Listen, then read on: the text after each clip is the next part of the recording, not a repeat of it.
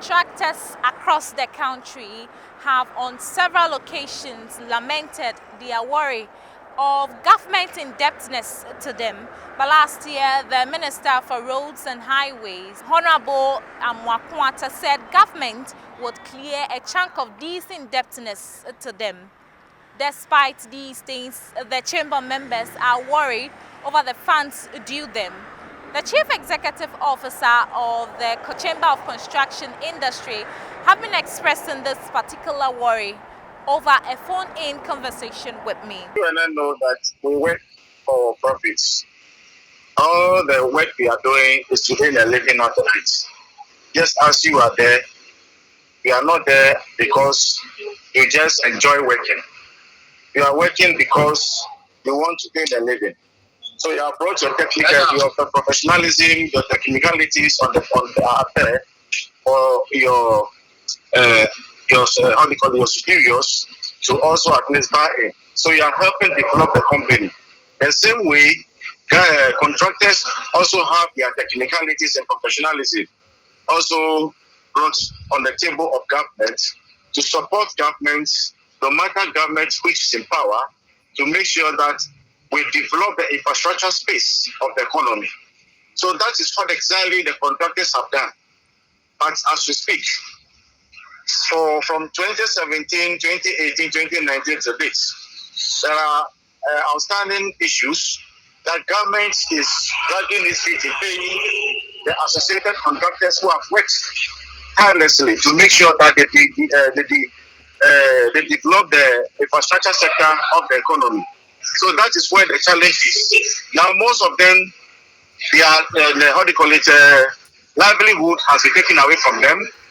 Their conditions are deteriorating, and nothing good is coming. Contractors of old that we know that they are well celebrated in higher scene today. If you talk of a contractor, if you mention a name contractor, go to any financial institution and mention a name contractor, and you see what they'll tell you. As if we are nothing. Which should not be the case. It's because of what? The government's heavily indebtedness to contractors. So they've tried. We try. Government seems to pay deaf ears to our cry.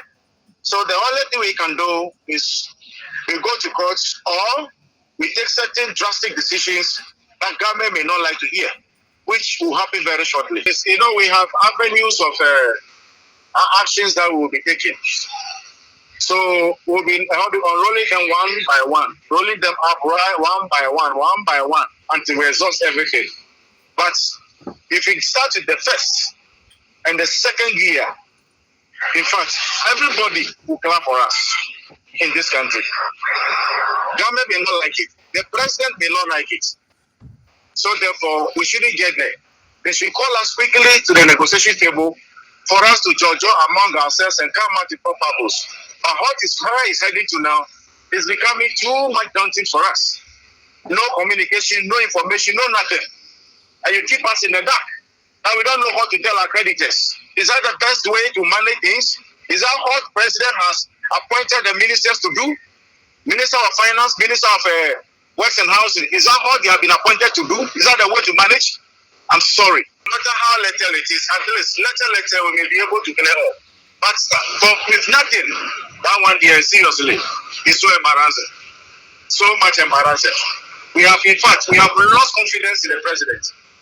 Honestly speaking, the Ghanaian contractors have lost trust in the president. We lost trust completely. Because the words he gave us during 2016 to what is the treatment is giving us is worse off than what he came to inherit.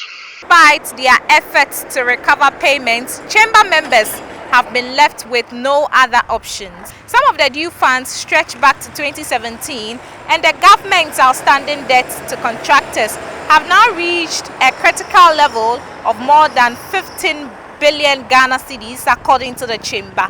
The chamber CEO, Emmanuel Cherry, expressed this worry, emphasizing the critical need for the resolution of the further harm it is causing to their businesses. Chamber of Construction Industry has warned that government could face a legal action from a number of 8 members over unpaid contracts. Manuel Cherry is the Chief Executive Officer of the Chamber of Construction Industry, and he have expressed his worry earlier over the phenomenon. But let's see how the story would unfold as the days go by. Reporting for Adwa Business News from Accra, my name is Na Anyema Collison.